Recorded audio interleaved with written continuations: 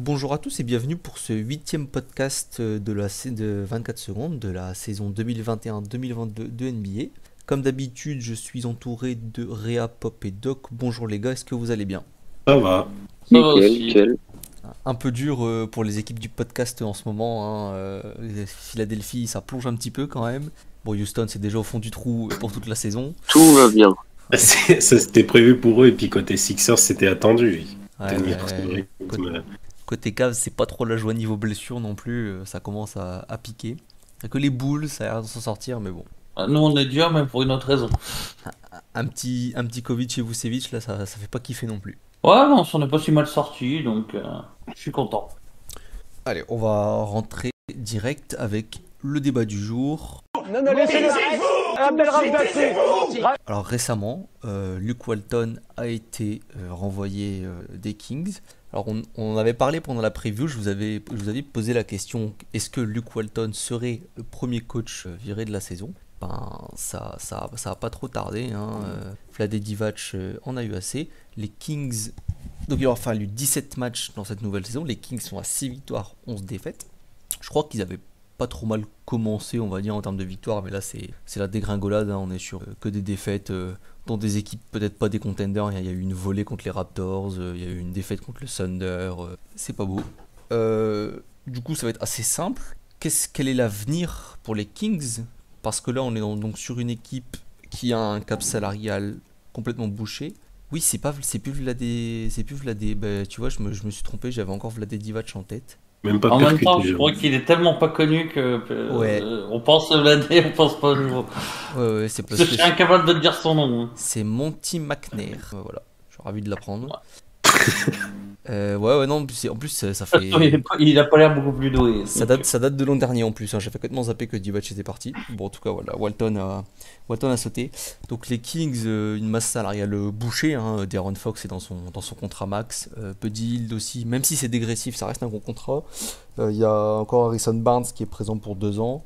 La gestion un peu hasardeuse de Marvin Bagley qui. Alors, il est toujours dans l'effectif, mais il joue plus. Ils n'ont pas choisi de le trader, peut-être qu'ils n'ont pas de partenaire, mais ils n'ont pas choisi de le trader. Ça sent le mec qui va se barrer à la free agency cet été ou un sign and trade, je sais pas. Davion Mitchell, Haliburton, c'est sympa, ça fait peut-être trop de joueurs au même poste. Enfin voilà, je pose la situation. Qu'est-ce que vous voulez dire qu'est-ce que vous voulez commenter? Est-ce que bonne décision, mauvaise décision? Est-ce qu'il faut tout péter? Est-ce qu'il faut toujours essayer de continuer de gagner? Je vous laisse ce que vous en pensez. Que c'était à faire cet été, pas maintenant, déjà. Puis oui, mais que de toute façon, que tu prennes Gentry, enfin là, à l'instant T, tu pouvais prendre que Gentry, alors toi, tu peux prendre mieux cet été. Et de toute façon, Gentry, Kerr, Pop, si tu veux, cet effectif est tellement bancal que tu peux rien en tirer. Donc, ça changera pas grand-chose au résultat. Hein. J'espère que McNair s'attendait pas à autre chose parce que. Ouais, pour ma part, donc je suis plutôt en accord avec le fait de virer Walton. Bon, ce que dit Réa sur le fait que cet été il aurait dû prendre la porte, c'est vrai, mais tant qu'à ne pas l'avoir fait, autant le faire maintenant. Et le gros souci la grosse incompréhension que j'ai eue avec le travail de Walton, c'est notamment lors de sa première année, quand il arrive et qu'il ralentit tout de suite le jeu très très up tempo sous Jorger, qui avait fait quand même la marque de fabrique des Kings, qui était rafraîchissant, qui n'avait pas été en playoff, mais qui avait fait une grosse saison. Hein. 39 victoires alors que c'était pas du tout attendu. Surpris Et là, ces 15 dernières années, je crois. plus ou moins, ouais. Oui, Alors, Et là, en prenant Gentry, non, mais ils tu avaient. prends quand même un coach qui a une marque de fabrique à jouer très up tempo aussi, donc ça me paraît pas incohérent. Oui, ils avaient fait ils avaient été même ils étaient dans le coup pour les playoffs la plupart de la saison. Et je crois qu'il y a eu un peu de blessures et une très mauvaise fin sous Jorger, ce qui fait qu'ils avaient loupé les playoffs. Doc, ton avis? ouais, j'ai pas grand chose à dire. Là, on a fait le tour. Enfin, on fait le tour. C'est même dur de dire ça sur cette équipe. Ouais, il y a une page à tourner, mais en fait, où est-ce que ça va? Je crois que personne peut donner la réponse. Et je sais même pas s'il faut rebuild. Je sais pas si ce groupe-là peut donner quelque chose. Bah, Walton, le truc c'est que il avait été proche, enfin ça a été un talk un peu de tout l'été de la fin de saison de est-ce qu'il allait sauter. Alors certes c'est mieux maintenant que plus tard, mais c'est vrai que je comprends pas trop la décision de le faire sauter après 17 matchs, surtout que honnêtement 6-11 concrètement, c'est pas un bilan dégueulasse non plus. Compte tenu du roster, c'est pas dégueulasse. Je me demande si on n'est pas encore, malheureusement, dans le cas où soit le GM sont encore au-dessus, les mecs sont pas objectifs sur leur équipe en fait. C'est-à-dire que les mecs se voyaient en playoff, alors que concrètement, c'est pas un roster de playoff. On l'avait dit dans la preview, c'est les Kings, tout le monde les a foutus 12e sans réfléchir direct, et c'est ce qu'ils vont faire parce qu'ils sont pas assez bons pour au-dessus et trop bons pour en dessous. Ils vont encore avoir la place du con. Tu te poses vraiment la question de l'objectivité du board quand le proprio s'appelle Vivek Ranadivé. Sérieusement. Bah, après, c'est censé être le boulot du general manager d'être un minimum objectif sur son équipe, en tout cas d'essayer de l'être. Et là, enfin, même si tu essayes de l'être, on parle de Ranadivé là. Je pense que tu peux lui dire ce que tu veux. Non, mon équipe elle ira en playoff. Ouais, après ça. On dirait le Dolan des pires années, quoi. Même certains choix, genre Devon Mitchell, pas un mauvais joueur, hein, excellent défenseur, s'il progresse en attaque, il a un bon avenir et tout, mais c'est quoi la pertinence de ton choix? Bon, déjà quand tu as des ambitions de playoff, mais surtout quand t'as pris Haliburton déjà l'an passé, qui a fait une très bonne saison, t'as déjà De'Aaron Fox dans ton bac courte, et Buddy Hield, franchement, c'est pas un 3 quoi, faut arrêter un peu, ça, c'est trop petit souvent pour jouer sur les wings, ça reste un 2 primordialement, enfin c'est un mec associé dans le bac courte, tu surcharges ton bac courte, pourquoi ne pas prendre des mecs qui jouent à d'autres postes.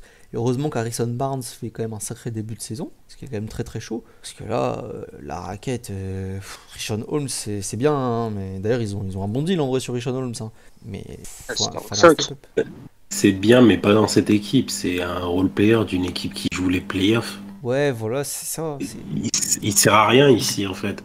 Il serait très bien à la place de j'ai plus son nom, du remplaçant à Philadelphie par exemple. Drummond. Ouais, Drummond. Oui, bah là. Mais il était Juste très bien à la place de Drummond. Hein. Oui, il a été au Sixers. Non, je sais qu'il était à Philly, mais bien voulu de c'était l'argent. pour pousser un peu plus loin la logique de ce que disait Doc. Ah non, mais c'est au Sixers en plus qu'il avait permis de décrocher. Même en starters, j'ai pas en tête une équipe qui n'a pas de bon pivot qui joue les playoffs. Mais en starter dans une équipe comme ça, il ferait très bien le taf. Mais là, il n'y a pas assez de talent autour de lui pour qu'il soit vraiment utile. Bah c'est sûr que quand celui qui t'entoure c'est Bagley. Ah non, c'est vrai, il joue pas. Voilà, Bagley c'est un imbroglio quand même assez particulier. C'est-à-dire que bon, malheureusement, il va être labellisé bust, hein, quand tu vois ce qui a été pris derrière. Les Kings sont encore un show, on va se foutre de leur gueule pendant 15 ans. Mais tu peux pas le laisser comme ça sur le banc et rien faire avec, quoi. Alors déjà, le mec est blessé la moitié du temps, donc faut en profiter quand tu peux le faire jouer. Mais surtout, si t'en veux pas, si tu cherches à le trader un minimum, il a sûrement pas une cote de fou par rapport à ses performances, son dossier médical, etc. Il faut pas déconner, il y a des équipes qui prendront cette chance.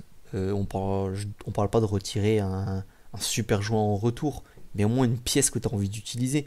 Parce que là, moi j'espère que si Bagley ne compte pas pour eux, j'espère qu'ils vont le trader, parce que à la free agency, le mec ne restera pas.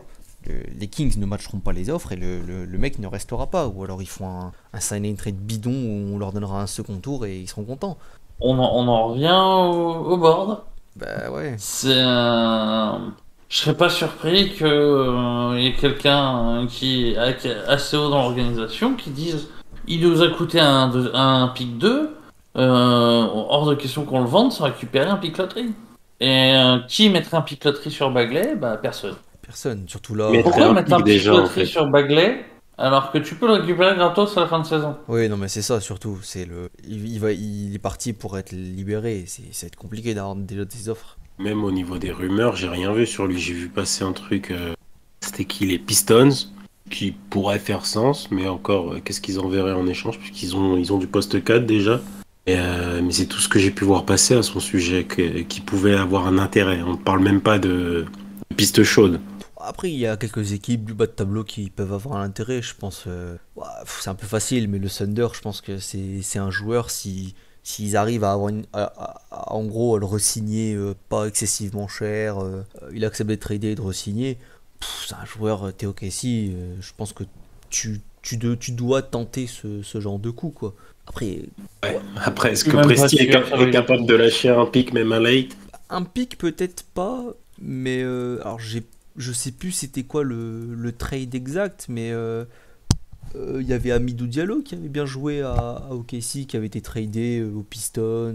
Je sais plus c'était quoi la contrepartie, mais bon, il est pas, disons qu'il est pas le dernier à garder les quelques joueurs qui jouent bien et dire non, impossible, je les bouge pas. Il jouait plutôt bien Diallo et il a quand même été bougé. Je sais pas ce qu'ils peuvent avoir en retour, mais s'ils peuvent avoir un role player qui va être utile dans la rotation, bah faut le faire quoi. Même si c'est juste un role player de rotation, il faut le faire. Déjà un poste 3. Parle, quoi. Parce que là, t'as quoi? T'as... Ah bah ils ont pas de wing. Là, t'as Moarkless Non, mais ils en ont- poste 3. Bah, non, Non, c'est comment il s'appelle le shooter des Raptors, enfin d'ancien Raptors. Terence Davis. Ouais, c'est lui quoi. Lui et Barnes. Ouais, Et mais forward. bah ouais, mais c'est pareil, c'est pas un vrai forward, hein, Terence Davis. C'est pas petit, Davis? Si, il est comme C'est un Barnes. 2-3, Il joue quoi. 4 cette année. Hein. Ouais, Barnes. Je suis un Barnes, 98, ok, oui, Terence non, Davis. Barnes c'est un 4 aujourd'hui, ça y a pas de souci là-dessus. Après, si t'as un gros 4, c'est pas un problème de le décaler en 3, on va dire. Oh, il est plus petit que ça par contre, je crois, Terence Davis. Hein. Il fait pas un 98, je crois. C'est il est quoi? plus Un petit. 98, non? Je crois qu'il est Il plus est petit. je à suis 6-4. Ah ouais, un 93. Non, il est comme Buddy Hield, c'est des wings qui sont des guards en fait. Enfin, ils jouent Ah ouais, wing, il est mais c'est des- bien petit, ouais. ils ont pas de, Ouais, vrais- en même- ils ont pas de vrais 3 hein, concrètement. Bah, Ouais. comme je te dis, t'as Après, le vu les vrai minutes que tu 3, dois c'est mettre Harkless. vu les minutes que tu dois mettre à Fox, Haliburton, Hield, Mitchell, vaut mieux pas avoir trop de 3 en même temps. Parce que, du coup, Harkless, finalement, il joue 20 minutes, quoi. Bah c'est ça, c'est Harkless qui joue 20 minutes, en fait c'est Buddy Hield qui prend, quand il joue une grande partie de ses minutes au poste 3. C'est ça en fait. C'est pas, ils ont pas de wing. Là, c'est peut-être déjà là le premier problème de l'effectif. Ah bah c'est un des grands problèmes, c'est qu'ils ont pas de vrai wing. Enfin le seul vrai wing de l'effectif concrètement c'est Barnes. Le problème, c'est que le Mais franchise comme on a player obligé de faire joue à le l'envers. Ah bah Ron Fox fait pas le meilleur des débuts de saison, ça c'est sûr. Bah oui, il est immonde. C'est un peu réveillé quand même. Ouais mais Par rapport à l'an dernier où il a été monstrueux, c'est le jour et la nuit, quoi. bah, il est revenu comme il y a 3 ans quasiment. Ouais. Il est revenu en arrière en fait. Hein. Concrètement, c'est Bah, c'est les rookies, en fait. l'année dernière il montait Oh, en... tu Ouais, forces. tu forces. En termes de pourcentage, quoi. Il y a du volume en plus, mais bon. Je vais aller Ça, checker du coup. Ouais, non mais... Bah, son volume à 3 points, par exemple, il est un peu baissé par rapport à l'an dernier, mais jamais été aussi mauvais à 3 points. Ah ouais, mais Il a toujours été mauvais globalement. il sera jamais bon. Oui. Il sera jamais moins à 3 Non, points, mais- c'est le problème. Hein. Je suis Enfin, le problème, d'accord, c'est que là, même mais, inside, il rentre plus rien, quoi. Donc, tu vois, 47%. hein. il c'est avait chaud, eu hein, des carrière. saisons en 32, 34, 35%. Là, il a 24%. Et Inside, en effet, il est revenu à ses totaux de la première saison. Il était à 0,412 la première saison. Il est à 0,419. Alors que l'an dernier, il était à 0,477. C'est pas la... Et on n'en parle pas trop pour lui, mais son free throw rate a aussi pris une sacrée claque dans la gueule. Hein. Quand tu passes 38% à 30, ben ouais, tu perds des points, quoi. Après... Après, vu le nombre de points qu'il laissait sur la ligne... Oui, c'est sûr, avec ses 60% au lancer. Ouais, je crois que c'est à 70% en carrière. 70, comme ça. Ouais, c'est Ah, ça. Un petit 71% en 70. carrière, ouais. Ouais, voilà. Non, mais c'est un mec qui laisse beaucoup de points. hein. C'est un mec qui laisse beaucoup de points. Voilà. Moi, je pense qu'ils vont... Après, Puis il va j'aime bien, manquer mais ses déjà, traditionnels pour 20 moi, matchs, c'est pas un vrai meneur. Oh, pourquoi? Si, il a tout d'un meneur. Hein. Pour moi, c'est plus un arrière, tu vois. Dans le jeu, hein. En arrière sans shoot, Ouais, c'est parce qu'il est plus... Il est plus Je scoreur que parle dans le passeur. jeu. Ouais, parce qu'il Voilà. Ouais, c'est toujours la même chose. C'est tu lui mets Simmons en poste 4, il te va très bien en meneur. Oui, oui, bien sûr. C'est c'est pas faut voir Simon le contre monde. Bagley, non? Simon contre Bagley Hill, ça te va, non? Alors, on va se calmer quand même. Ouais, ton spacing, il est bien mort, là. Mais Oh. voilà, moi je parle de faire action de meneur de jeu. Si t'as pas un Simmons par exemple pour faire le meneur de jeu, bah pour moi c'est compliqué d'aller loin en NBA avec Fox en meneur. Ouais, après, ils ont... Après, Mais je l'aime bien, hein, c'est pas un souci. Non, mais après, ils ont... Il ont envoie des Haliburton, highlights par paquet de 12. Hein, Ouais, mais il est quand même souvent associé à Liberton, qui est un très très bon créateur lui aussi. Hein. ça va pour le Ouais, coup. mais, Et tu vois, c'est 33% assist, hein. pour moi, Jaren Fox, c'est autant un meneur que Maxey. Donc ouais, c'est des combos, mais après, c'est pas. Ça se gère franchement dans la NBA actuelle. Je pense que vraiment, en ayant, Un peu plus, quand même. Hein. en ayant Haliburton à côté, je pense que c'est pas trop un problème encore, tu vois. Genre, s'il y avait pas de vrai créateur à côté de lui, ce serait chiant. Mais il a Tyrese à côté de lui souvent, je pense que ça fait l'affaire.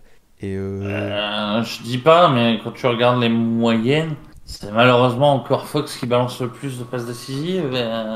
Et pour moi, c'est un problème. Ça reste le mec Si qui a le c'était plus la balle Liberton dans qui a les mains. balancé le plus, je dis pas. Mais... Ça reste le mec qui a le plus la balle dans les mains après. Hein. On est. Et puis il a un ratio correct, enfin je comprends pas ça, il a un ratio correct d'assist en pourcentage par rapport à ses turnovers aussi, c'est correct. Hein. 33% d'assist, 12% de turnover, ça va quoi. Même son assist Théo, c'est quoi? C'est du 3, je Ouais, crois. il est à quasiment 2. Oh non, À non, deux. non, non. Ouais, Il est plutôt autour de 2. Ah, il plutôt à 2. Ah, bah, cette année oui, mais l'an dernier c'était 7,2 pour 2,9, donc voilà quoi, t'es un Ouais, il Je- est 2,5. plutôt à deux. encore une fois, je dis pas qu'il est nul. Je dis que, selon moi, ce genre, c'est pas des profils qui devraient être meneurs. C'est tout.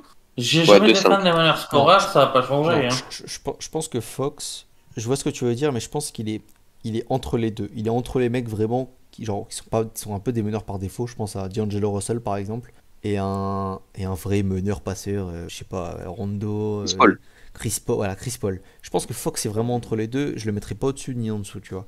C'est pour ça que ça me choque pas perso que ce soit le meneur d'une équipe. Ça va encore. Pas attention, hein, quand je dis ce que je dis, c'est pas non plus. Pour moi, un meneur doit mettre que 15 points. Certes, j'adore Stockton, mais moi, ça me dérange pas un meneur qui met 25 points, du moment qu'il crée du jeu aussi. Et pas juste, il empile les points. C'est pour ça que j'adore NH. Mais.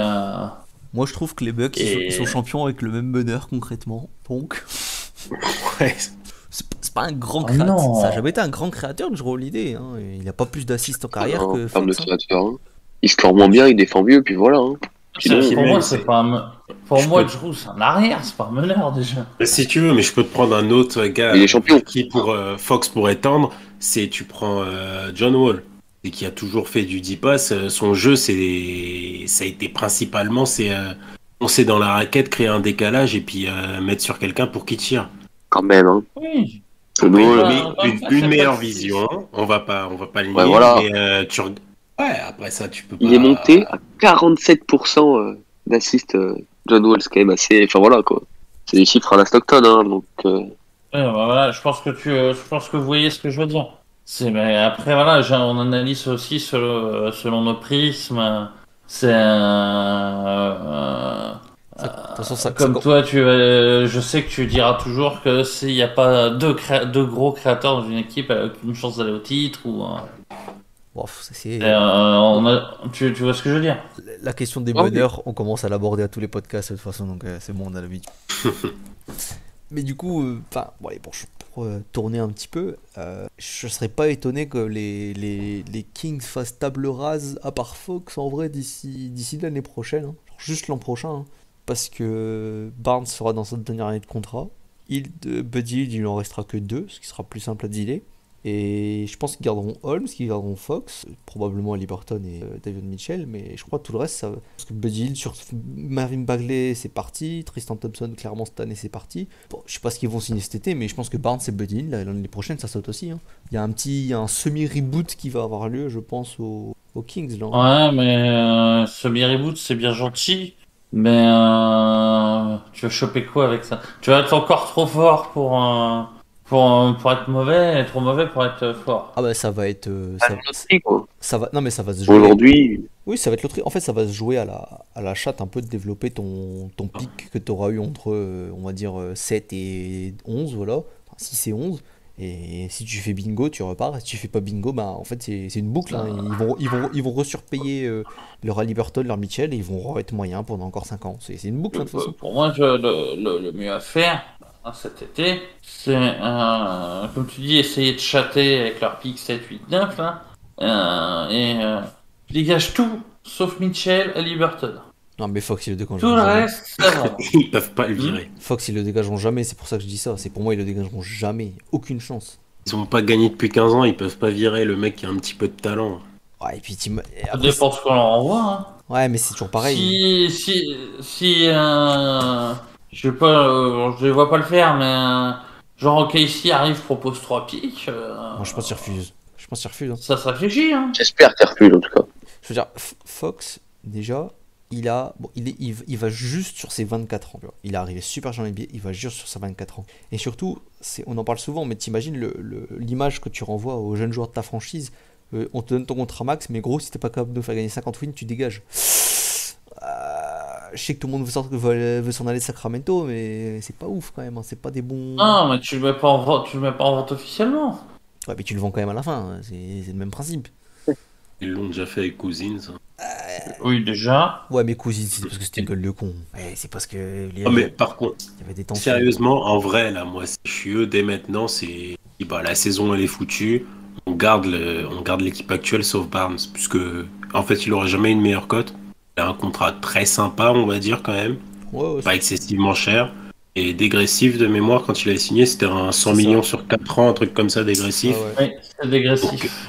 Donc, plutôt sympa, et ça, c'est. Entre guillemets, tu vas pas forcément récupérer des gros trucs, mais tu peux quand même récupérer un ou deux jeunes à développer. Et surtout, tu améliores ton pic de cette année. Après Buddy Hield, faut le J'aurais lâcher. bien dit d'envoyer Barnes aux Spurs, mais ils ont que des arrières à proposer. Alors, Non, mais les Spurs, ils tankent. Et Buddy Hield, Tu m'as compris. Buddy Hield, faut le lâcher au bout d'un moment. J'ai pas compris. Je sais pas s'ils ont pas d'offre, mais ça fait 3 ans il est dans les rumeurs de transfert et ça fait 3 ans il est encore là. Il est nul. Hein? Peut-être qu'il est mauvais, quoi. Non, c'est un elite shooter. Il est elite au shoot, tu peux pas. Il trouvera toujours Non, preneur. franchement. On est en Ouais, 2021. mais c'est un élite Moi aussi, tête de hein. con, et c'est pour ça que personne n'en veut, à mon avis. Pour moi, ils sont Ah, juste ça, gourmands sur lui. Ah si, on continue. Ah, je pense, oui, non, mais je pense que ça, aussi à cause de ça, que ça fait reculer Ça s'en aura pas. quelques gens, tu vois. Non, il a une tête un peu. Il a une tête un peu de con quand même. Il l'a montré quelques années, mais ça va. Le mec, son contrat est dégressif lui aussi. Il est pas excessivement cher. Il est élite au shoot. On est en 2021. Genre, faut pas me faire croire qu'il n'y a pas un pecno, une team qui veut pas l'acheter. Il y a- Ça, ça- ça- On parle d'un mec qui estime qu'il doit être titulaire parce que dans sa tête, il est aussi fort que Curry. Après, ça s'est pas fait, mais il y avait un vrai intérêt des Lakers. C'est pas passé super loin, visiblement. Je pense qu'il y a des équipes qui cherchent à l'obtenir quand même. Après, peut-être que c'est les Kings qui en veulent trop. Après, ça déclate, là, Buddy Hield dans son mental et tout. Je sais pas, peut-être qu'il changera pas, mais c'était il y a quelques années, ça. Peut-être qu'il a changé, peut-être que cirer le banc depuis 2 ans, ça lui a foutu un peu du plomb dans l'aile, je sais pas. Il est resté titu globalement, de toute façon. Ou c'était il y a 3 ans. Alors, il y a une saison où il a pas mal. Il y a 2 ou 3 ans. Ouais, non, mais il alterne globalement, je crois. Mais les gars, c'est. Vite, ça a starté un peu. Attends, là, je suis dessus. Ouais, non, tu dis saison dernière titulaire, la saison d'avant à moitié, encore d'avant titulaire. Ouais, c'est vraiment une saison sur deux, il est titulaire. Ah oui, non, mais son Ouais, c'est la utilisation, saison d'avant où Bogdanovic a starté en fin de saison surtout. Oui, Ouais, c'est c'est ça. Ouais. C'était pour ça. Mais ouais, mais c'est. Franchement, si tu te dis dans pas mal d'équipes, c'est pas choquant de le voir titulaire. Défensivement, bon, bah. Il est pas ouf, hein, on va pas se mentir. il est moyen. Il est pas non plus. Voilà, il est pas calamiteux non plus. C'est pas quelqu'un que tu vas non plus chercher à cibler absolument. Et puis le floor spacing qu'il t'apporte, c'est quand même un délire. Ah, mais là, depuis 2 ans, enfin même 3 ans, il a un volume et un pourcent. Ah oui, C'est 10 tirs par match à C'est 40%. c'est quasi. Enfin, à part Curry, Ah c'est ouais. inégalé, hein. Son volume et ses pourcents sont quand même monstrueux. Et surtout, tu te dis, il est pas entouré de mecs qui tirent à côté de lui. Ah oui, non, mais le mec a 39-40% sur 10 tentatives. C'est surréaliste. Il y a que Curry qui fait mieux, en fait, je crois, hein, tout simplement. Ah, Si on voit 20 millions, 25 millions pour Buddy Hield. Bah, Duncan Robinson, il a pris le même contrat, hein, ça me choque pas. Hein. Voilà, par exemple. Ou Bertans. Je Non, pense- mais pour matcher, je veux dire. Ah, oh, bah, ça se trouve toujours. Ouais, mais Personne. Ouais. Et voilà, ça leur fait un Wings et tu repasses Barnes en 3. je pense que ça me choque pas parce que comme c'est le prix du marché, je pense, pour les mecs qui sont vraiment élites au shoot. Je pense qu'il y a bien des équipes qui seraient capables de trouver un contrat expirant, un contrat de 2 ans avec une belle somme pour matcher. Hein. C'est pas non plus délirant à matcher 20 millions. Après, il faudrait étudier, il faudrait regarder le cap de chaque équipe, mais c'est largement jouable, je pense. Ouais, après, faut voir. Certes, il a son shoot en qualité, mais déjà, il y a quand même une baisse, je trouve, sur son 3 points depuis 2-3 saisons, même si il reste quand même à 40%, ce qui est plus plus qu'acceptable vu le volume qu'il en prend. Faut voir le boulet que c'est en défense aussi. Moi, je trouve pas. D'accord avec toi. Je trouve pas que ce soit un boulet. Il est pas bon, mais il est pas mauvais. Il va pas te tirer une défense vers le haut, mais c'est pas non plus lui qui te plombe la défense. Il va se faire en saison régulière peut-être, mais en playoff, moi je dis à mes joueurs, enfoncez-le. Hein. Ouais, c'est pas le joueur que je sais pas. Bah, disons que s'il est aligné en guard, non. S'il est aligné en wing, ouais, c'est sûr Là, que par contre, oui, t'y vas à fond. C'est sûr que là, tu vas à fond, quoi. Mais en même temps, c'est pas un wing, quoi. Il joue par défaut. Après, voilà, je reconnais, je force un petit peu le trait, parce que je suis vraiment pas un grand fan de Buddy Hield, mais... Il est costaud physiquement en plus, Buddy Hield. Il est tanké. Il est tanké de fou. Hein. Ça je dis pas. Mais voilà, en fait, je vois le potentiel du mec, et je vois ce qu'il en fait, ça m'énerve, donc je suis vachement dur avec lui. Je reconnais. Bah, là, depuis 2 ans, enfin, je vais pas dire que c'est une caricature de lui-même, mais clairement, à part shooter, il fait plus rien. Enfin, moi, je me souviens quand il est arrivé et ses premières saisons NBA, enfin, ça drivait encore un minimum, tu vois. Là, c'est fini, hein, c'est un shooter, il fait plus que ça. Et 80% de ses tirs, je crois, c'est des 3 points depuis 2 ans. Enfin, c'est d'un cadre en Faut pas s'étonner que personne soit allé le chercher. Hein. Moi, je me demande si Sacramento est pas trop gros. Moi, je pense que c'est juste ça. Puisque, mais perso, aux Sixers, matcher 20 millions pour le choper quand ils veulent. Hein. S'ils sont pas exigeants. Simmons. Quoi? Ben Simmons. On va se calmer pour le moment. Lui, il va rester tranquillement à l'infirmerie. Il a des problèmes mentaux. Ah bon? Tu Si, vas aller il chercher y en a un alors, autre, il y a des problèmes mentaux, vous pouvez les changer, c'est Bagley. Non, mais lui, par contre, Ben Simmons, au moins, il est calme. Alors, je sais qu'il a dit que partout où il irait, ça irait, mais je pense que ses problèmes mentaux n'iront pas mieux en irant à Sacramento quand même. Hein. Là, non, par contre, on va avoir un petit I don't want to be here. Non, mais j'étais chez le coiffeur. Allez, remake. Bon, allez, on va clore ce débat fort intéressant pour les Kings. Et rendez-vous à la fin de la saison pour rigoler encore de leur saison de merde. L'air de rien, tu vois, je regardais vite fait, je me dis que Barnes, il irait bien à Chicago. Il me plairait Bon. bien. Moi, Ah bon? Les mecs, ils gagnent 10 matchs, ça y est, ils croient qu'ils peuvent acheter toute la planète NBA avec 3 pépitos. Ils ont fait des enculés de cette... Le poste de forward, c'est le moins fort chez nous. Donc, je me dis sur un malentendu, on parle de Sacramento. Vous êtes plus à un braquage près. Hein. Je pense que là, non, mais tu sais, genre t'envoies Derrick Jones, Kobe White et une merdouille avec. Merci, au revoir. Hein, ils sont capables de dire oui. Un 6ème guard pour les Kings. Yes. Allez, on bascule. Ça se fait, on pourra le dire. J'aurais été le premier à l'annoncer. On bascule, on enchaîne. Deuxième section, Quickfire. I'm fast as fuck, boy. Still fast as fuck, boy. Come get some. Alors j'ai noté 3 petits trucs, encore une fois, pour cette quinzaine. 2 faits d'équipe, je vais commencer par Phoenix, qui nous sommes donc le 22 novembre, qui est à 12 victoires consécutives, mais je trouve qu'on n'en parle pas beaucoup en fait au final. 12 victoires, mine de rien, en NBA, c'est quand même une série conséquente. On est sur un contender discret, alors qu'ils ont été en finale l'an passé et qu'ils sont quand même bien chauds. Ouais, ça me fait penser à l'an dernier, personne ne les prenait au sérieux, puis ah merde, ils sont deuxième quand même, et puis la fin de saison est proche. Et on peut dire, oh, c'est pareil, c'est pas un tour. Tu vois ce que je veux dire? Bah ouais, mais genre, on aime bien parler des stories, enfin il y a toujours des storylines du moment, etc. Et j'ai pas l'impression de lire beaucoup que, putain, Phoenix, ils sont quand même à 12 victoires de suite pour l'instant, et c'est énorme. J'ai vu un article passer sur eux là, pour la 12e et puis un pour la 10e aussi. Et après, je sais plus où je les avais placés. Je crois que je les avais quand même placés haut. Je pense pas sur cette dynamique, ça va quand même se calmer. Oui, ouais, après ça va se calmer. On va dire rien de choquant presque. Hein. Après, j'ai pas regardé leur calendrier, mais dans tous les cas, c'est... Regarde les Warriors, dès qu'ils font une victoire, il y a 5 articles pour te dire que Stephen Curry est trop fort. Tout le monde adore les Warriors. C'est différent, c'est les Warriors. En plus, les Suns, c'est l'équipe de Sarver. Donc... Non, mais c'est même sans ça. Les Warriors, ils ont gagné. Ils ont gagné dans un passé récent avec ce groupe-là, globalement. Alors que Phoenix, ils ont fait une finale et c'est tout. Donc là, justement, pour pas jeu de mots, c'est avec Golden State, t'as vraiment le Phoenix qui renaît de ses cendres. Les Suns, c'était la bombe, c'est dans la continuité, on verra en playoff. Allez, sujet suivant. regarde, ils ont pas fait les 5-6 premiers matchs, c'était vraiment pas foufou. Oh bah ils ont mal Et commencé. tout de suite, t'as eu. Ah, mais de toute façon, ils arrivent pas à confirmer. C'était un One Hit Wonder.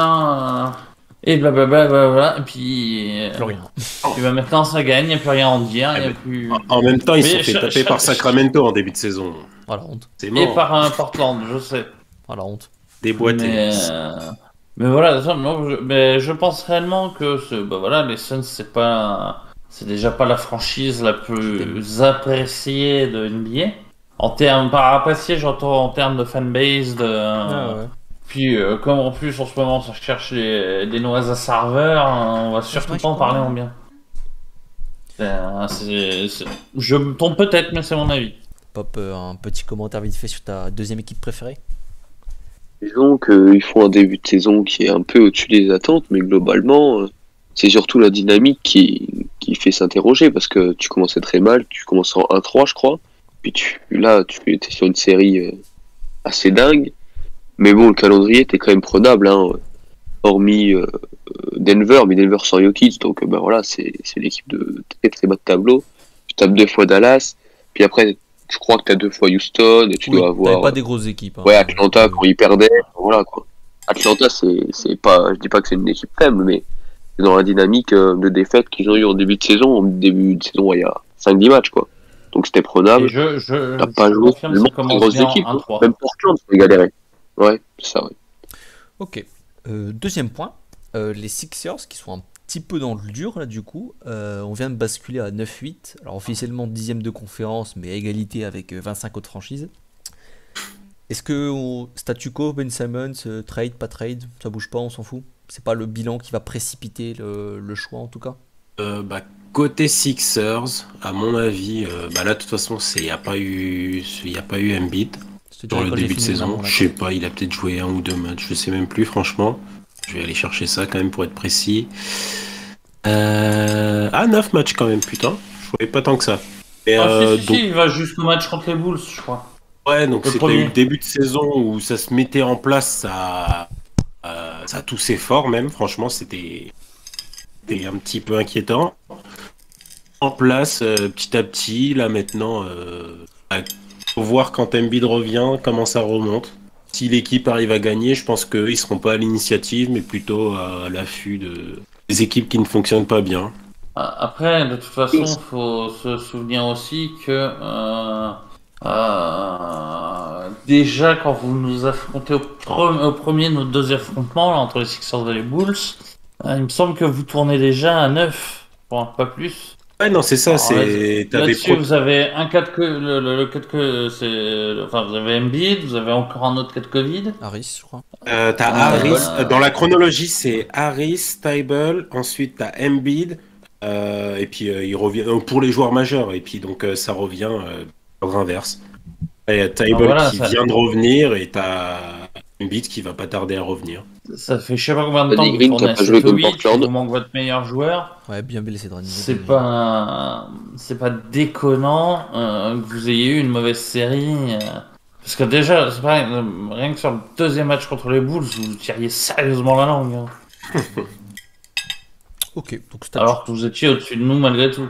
ok, donc statu quo pour le podcast. Dernier point, notre petit point Lakers quotidien.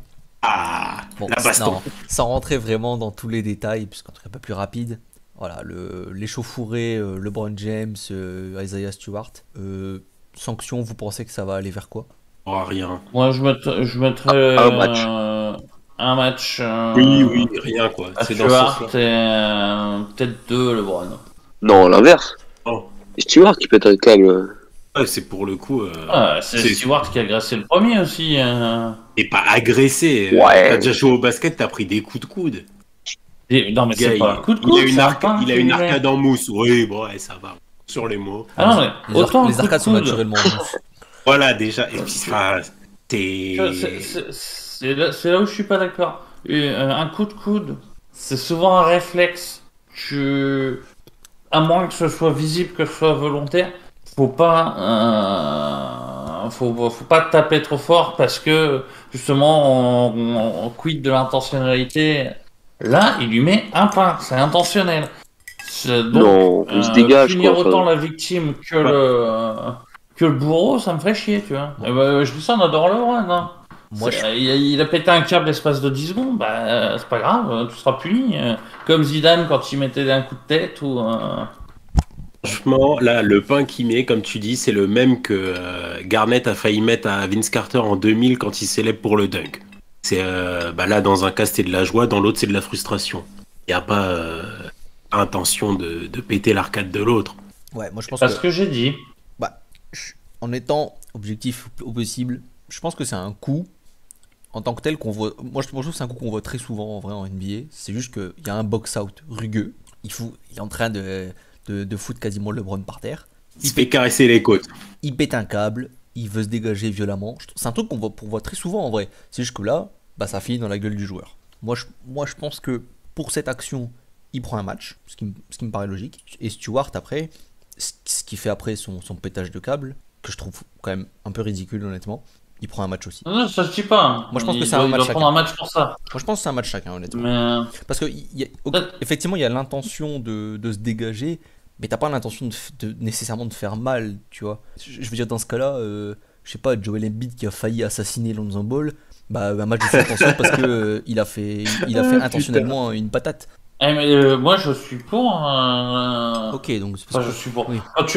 Pour moi, quand tu mets une patate, c'est intentionnel, donc ça mérite une plus grosse punition qu'un geste non intentionnel. Mais c'est pas une patate, ça. C'est tu armes pas ton bras comme ça pour mettre une droite, en fait. Ouais, mais c'est parce qu'il y a l'intentionnalité de se dégager. Ouais, non, mais violemment. s'il faut qu'il soit propre techniquement, c'est les basketteurs, pas les boxeurs. Hein. Celle de Melo à c'est l'époque pour Stewart. avec les Nuggets qui tapent propre. Efficace. Bon, on verra bien. De toute façon, ça va tomber assez rapidement, je pense, les sanctions. Mais voilà, moi après je dis ça aussi par rapport aux autres sanctions qui peuvent être prises. Mais si tu sanctionnes le coup d'épaule de Jokic, tu sanctionnes aussi la patate. Quand bien même elle est pas propre techniquement. Ouais. Le truc, c'est que Jokic, pour moi, il est comparable à Stewart. C'est-à-dire, c'est le mec qui se fait, entre guillemets, agresser et qui pète un câble. Parce que ce Jokic, il y va pour le foot par terre, quoi. C'est le Maurice, il y va pour le foot par terre. Et après je suis d'accord que par contre ce que fait LeBron est bien moins grave que ce que fait Marcus Morris. Marcus, je sais jamais. Markieff. Mais Markieff. Je dis, pour moi, c'est un geste intentionnel quand même, donc ça doit être puni plus sévèrement qu'un geste non intentionnel. Ok, écoute, on verra bien les sanctions. Donc, on va passer à la dernière section, notre quiz NBA. Quelle mer fermée de l'Asie occidentale est bordée par la Jordanie et par Israël? C'est la mer Noire. J'ai oublié de parler de Michael Porter Jr. Oh, on se réserve ça quand le diagnostic sera vraiment confirmé. Là, Attends, sa retraite, c'est pas... Meilleur. là c'est un peu en suspens encore sur les dernières news. J'attends le croustillant pour dans 15 jours. Michael Porter Jr. sera absent toute la saison. Il devrait être opéré du dos. Ah, le contrat est sympa. Ah, c'est surtout, c'est avoir les détails si le contrat est full garanti ou pas. J'y ai pensé, mais on Ça a va. l'air de puer sérieusement quand même cette affaire. J'y ai pensé, mais on verra quand on aura tous les détails. Donc du coup, pour le quiz, évidemment, j'ai parlé de coach NBA. J'ai pas fait que les mecs qui ont été virés parce que c'était un petit peu redondant quand même. Mais il y a une question qui touche à ça. Est-ce que vous êtes prêts? Vas-y. Non. J'ai pas bien compris le thème, mais allons-y. Ça va être les coachs, de manière générale. On va parler à chaque fois de coach NBA. D'accord. Ok. Après, ça touche un peu à tout. C'est parce que on a parlé de Walton qui était viré et souvent, je trouve des thèmes de quiz qui collent vraiment parfaitement au sujet. Là, j'allais pas faire 5 questions, machin a été viré, un peu redondant. En quelle année a été viré Ouais, c'est un peu quel redondant. coach de Saint-Louis Allez, je vais commencer quand même direct avec la première. Alors, dans l'histoire NBA, il y a une longue liste de personnes qui ont été champions NBA en tant que joueurs et en tant qu'entraîneurs. Qui est le dernier à avoir réalisé ce doublé? Bill Russell, déjà. Ça, c'est Non, éliminé. non, j'ai dit une connerie. Le dernier... Ah, entraîneur-joueur en même temps ou Non. Ouais, en même- Non. Ah Non, il y a plein de joueurs C'est pas la même qui- question. Ah non, je veux juste que... Kerr? Attends, je viens préciser, il y a beaucoup de joueurs, il y a qu'un seul mec qui a été entraîneur-joueur champion, je crois, c'est Bill Russell. Mais il y a plein de mecs qui ont été champions en tant que joueurs et ensuite en tant qu'entraîneur. Et je veux savoir le dernier en date à avoir fait ça. Il l'a dit. Bah, Kerr, Ouais, du coup. il a C'est pas dit, clair. hein. Bah c'est pas clair. Nurse. Non. Lou, Vogel. Bah oui, Tyronn Lue. Comment ça? Je comprends pas. il est champion Bah, NBA. il est champion NBA en tant que joueur et en tant qu'entraîneur. C'est la question. Ouais, mais pourquoi le Pierre- dernier? Pierre aussi, plus récemment. Et le dernier en date. Mais le dernier en date, c'est Ah clair. mais je sais pas pourquoi Non. j'ai écrit Steve Kerr. Non mais j'ai écrit. Et le titre. Ah ouais, attends. Non mais c'est. T'es en bug complet là. Non mais c'est moi dans ma question j'ai écrit Steve Kerr en réponse et je sais pas pourquoi j'ai dit non quand il a dit Steve Kerr. Ah ok. Excuse-moi. Bien, Bah, c'est bien, bon. Steve Kerr. C'est un complot en fait. Non mais sur ma fiche je vois écrit Steve Kerr et je sais pas pourquoi j'ai dit non. C'est bien Steve Kerr. Non, mais tu vois c'est raccord avec le sujet de l'émission. Il nous fait le quiz en mode Kings. C'est ça. Excusez-moi, c'est bien Steve Kerr, c'est bien Pop qui a répondu en premier. Donc, pour citer un peu Bill Russell, Billy Cunningham, Casey Jones, Tom Hansom, Larry Bird, voilà, beaucoup de joueurs. Phil Jackson, pardon, beaucoup de joueurs. Parce que oui, j'ai redécouvert que Phil Jackson était dans les 2 titres des Knicks et j'avais complètement oublié. On a qu'un seul des deux, je crois. 73, il joue pas. Alors, il joue peut-être pas, en tout cas, il était dans l'effectif. Il a quand même la bague. Je- Ah ouais, d'accord. J'ai pas vérifié plus que ça, j'ai juste vu sa fiche Wikipédia qu'il était dans l'effectif. Après, peut-être qu'il a pas joué, effectivement. Deuxième question. Je veux les 2 noms ensemble, je dirais oui ou non. Nommer les 2 coachs qui ont été virés en pleine saison l'an passé. Oh putain, j'ai oublié son nom, le coach. Chez Du qui il a temps devant remplacé? toi, là. Je pense qu'il y a un nom plus facile que l'autre. Ah ouais. Un Mais à- c'est le deuxième. J'ai même pas la franchise pour le Un à deuxième. l'est, un à l'ouest. Ah si, je sais. Et je peux dire un nom d'abord ou non? Je veux les Non, deux justement, ensemble. faut dire les deux en même temps. Donc tu vas Oh, donner des putain. indices aux autres. Attends, ouais. par contre, faut donner celui qui a remplacé ou celui qui a été viré. Celui J'ai qui a déjà été oublié. viré. Qui a été viré. Ok. Mais je trouve la deuxième franchise. Ah, putain. À l'ouest. Ah, c'est à l'ouest, il me manque son blaze. Eh oui. J'aime- Et qui était? Mais c'était qui en fait? C'était une équipe bien moisie de la conférence ouest, bien évidemment. Une équipe habituée au tréfonds de la conférence ouest, bien évidemment. Pour pas changer. C'était pas Saunders qui était au Wolf et Lloyd Pierce à Atlanta? Oui, c'est ça. Putain, il était plus vite que moi. Voilà. Ah, j'avais même pas la Ah, Lloyd franchise. Pierce, je l'avais depuis le début, mais alors Lloyd Pierce, Saunders. j'avais. c'était pas sûr. Il était facile. Mais ouais, moi j'avais Sanders depuis le début, c'était pire ce que j'avais pas. Ah, c'est bien dommage ça. Et oui, c'est Lloyd Pierce des Hawks et C'est Ryan. pour ça que j'attendais que Saunders. tu tentes ta chance avec lui tout seul. Avec le fameux 30-10 de Macmillan une fois qu'il reprend la franchise. Exactement. Ouais, je pensais à David, enfin à Finch là. Je crois que c'est lui qui a remplacé Saunders, mais j'avais pas le nom de Saunders. Ouais, c'est Chris Finch aux Wolves qui a remplacé Saunders. Ouais. C'est Ryan Saunders parce que c'est le fils de Flip qui était coach aussi Ouais. en NBA. En plus, Réa, hier on a parlé des coachs père et fils et on avait mentionné les Saunders ensemble. C'est vrai. Mais c'est pour ça que je m'en souviens. Enfin, j'en souvenais parce que enfin bref. Donc 2 points pour Pop qui fait le break. Troisième question.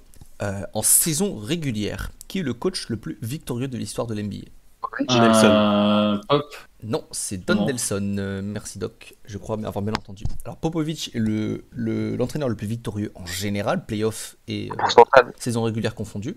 Mais celui qui a le plus de victoires en saison régulière, c'est Don Nelson. Et en pourcentage aussi sûrement. On cherchait la... Ça doit je être Phil sais. Jackson par contre en pourcentage. Ah, c'est possible.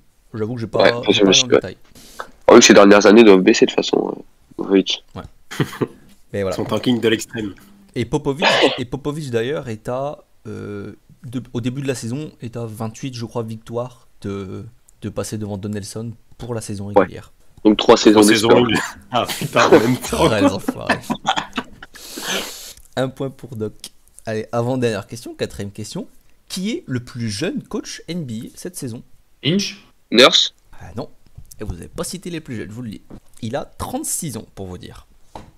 Donc vraiment... Il met Udoka? Non, comment il est plus vieux que ça? Non, il est plus vieux. Il dit plus vieux, Udoka. Il est dans sa quarantaine déjà. Borrego, il a quel âge? Il est Ah plus non, Borrego, il est vieux. vieux. Plus vieux, Borrego. Silas. Non, il est bien vieux aussi. Non, il est vieux, Silas. Ansel? Non, lui aussi, étrangement, je pensais qu'il était plus jeune que ça, mais dans sa Qui bonne ça quarantaine. En même temps, son père est archi vieux. Enfin, Wes je Unseld. crois. Oui. Denio? Qui c'est dire, Réa? Denio? Et oui, c'est Marc Degnaud qui a 36 ans. Putain.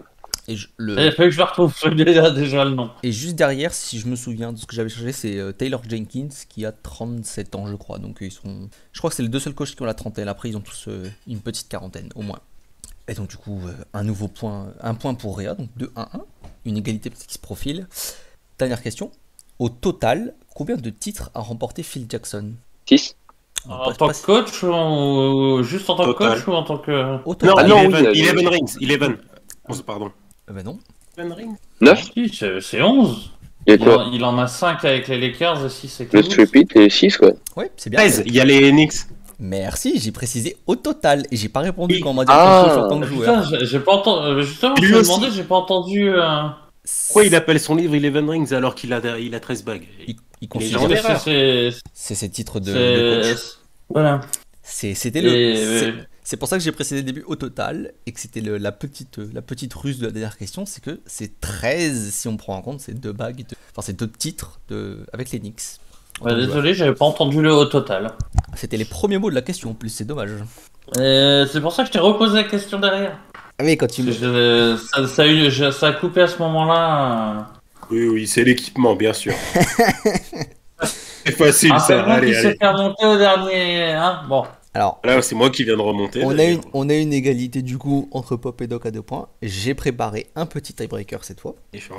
Faire fumer au tie-break. Alors, ce sera pas de la rapidité parce que je pense pas que vous l'aurez. Je vais demander un Oui, chiffre. d'accord. Je vais demander un chiffre et je vais vous demander chacun une réponse et le plus proche va gagner. Combien de saisons de suite les Spurs ont été en playoff sous Popovich? Ils ont 21. ils ont égalé un vieux record des Syracuse Nationals. Tu as dit combien, Doc? 21. Pop? Alors, attends, je compte. C'est à partir de 98. Ah, je te laisse. Oh, que- non, mais peu de tac au tac, là. Ah, bah oui, mais c'est mort. Enfin, 22, quoi, mais je pense que t'as le chiffre. Bah, c'est exactement 22. 2019. Non, c'est Ouais. exactement 22. Ah, ok. en plus. Ah, putain, j'aurais dit 21. Eh ben non, c'est 22 saisons. Donc comme j'ai dit, record égalé avec les Syracuse Nationals. C'était l'époque du Moyen-Âge, puisque depuis c'est sont devenus les Sixers. Je crois que c'est entre 50 et 72, un truc comme ça. Et voilà, 22. Et quand tout le monde allait en playoff. Voilà, c'est ça. Et ben bravo Pop, du coup. Sauf les Kings. Première victoire depuis longtemps au quiz NBA, je crois. Quoi, depuis longtemps, depuis l'an dernier, quoi. Parce qu'on l'avait pas fait. Bah, depuis longtemps quand même. T'es nul à chaque fois. Comme des escrocs. hein. N'importe quoi. J'avais gagné. Des no-names, j'avais gagné. Bon, pas grave, c'est moi qui en gagne la plupart de toute façon. Donc faut bien que je laisse un peu. Bah, c'est faux, ça, on peut faire les comptes. Bah, vous Je crois que ferez c'est les Bah, Pop, vas-y. ouais. vous- Vas-y, là, je serais curieux quand tu aides les comptes. vous ferez les Allez, comptes. je vais le faire, j'ai que ça à foutre après. On va se marrer, vous ferez les comptes. J'espère que l'émission vous a plu. Et on se retrouve du coup dans 15 jours pour parler peut-être Michael Porter Jr., peut-être parler d'autre chose. On verra l'actu chaude du moment. Puis des Lakers, bien sûr. Et le petit point Lakers, bien sûr. Je vais trouver un moyen de coller un petit peu les Lakers à chaque fois. t'inquiète pas. Bonne soirée à vous et à la prochaine. Salut. Allez.